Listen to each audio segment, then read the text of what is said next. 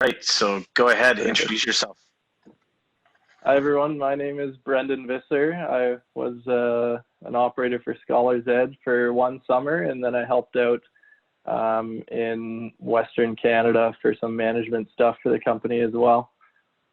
So thanks, Brendan. Now, if I could ask you, like when you look back to your time with Scholar's Edge, what would you say is the one thing that surprised you the most? So the thing that surprised me the most was probably how legitimate everything was. It was interesting going into it. I was really hesitant about it. I felt maybe there wasn't a legitimate, process or actual chance to make some money here for the summer. But once you start getting into it, it kind of hits you like a sack of bricks, and away you go, and you're making money, you're booking jobs, you're hiring employees, and everything just starts falling in place, and you realize how real it actually is. That was probably the most surprising thing for me, I would say. Okay, so here you are, you're running your business. If you were to give a new recruit advice going into this, what advice would that be? I think the biggest advice that I was thinking of over the last few days here was that overhiring is really important, because you need those employees to get your feet off the ground. And even if you have to get rid of a couple of them, at least you're not stuck with jobs that you said you'd complete that you're not able to get to. And that's a lot more hectic than having to get rid of a few people. So definitely say overhire for employees, because you're always going to have a few that fall through. Okay. Now, what's super cool is I'm talking to you here, you're a few years removed from the program. 2017, you ran your business. Can you speak to your journey after Scholar's Edge, and how and if the Scholar's Edge program helped you in obtain future job opportunities? Yeah, absolutely. So Jamie, I got to repeat the question here. Yeah, well, you can paraphrase it. So how the Scholar's Edge experience helped with my future career, my future aspirations. It was really important for me, that experience with Scholar's Edge. It helped me apply everything that I'd learned in school. I didn't have a lot of real life experience. I was doing small jobs like working at Sport Check selling shoes. Nothing that was really true hands-on business experience, I would say. And so with Scholar's Edge, I was able to open all sorts of doors, because I learned how to build relationships with clients. I learned how to present myself or pitch a sale in a high pressure environment. I learned how to manage employees, how to keep a book of an administrative book as well. So there were lots of skills that were developed that I had an idea of how to do, and I had the knowledge behind me from my start of my business degree, but I hadn't yet actually applied it and solidified that knowledge. And so Scholar's Edge was able to give me that experience to do that. And I still use the skills that I learned at Scholar's Edge today when I'm making my calls or doing my sales pitches for my current job.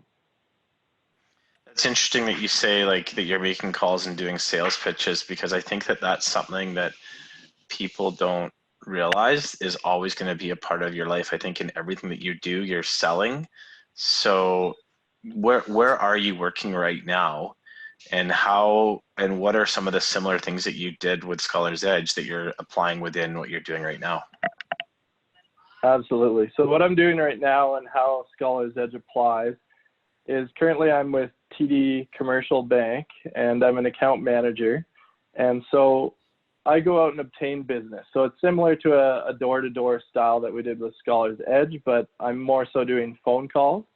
I'm using a similar style of pitch in order to try and obtain the client's business.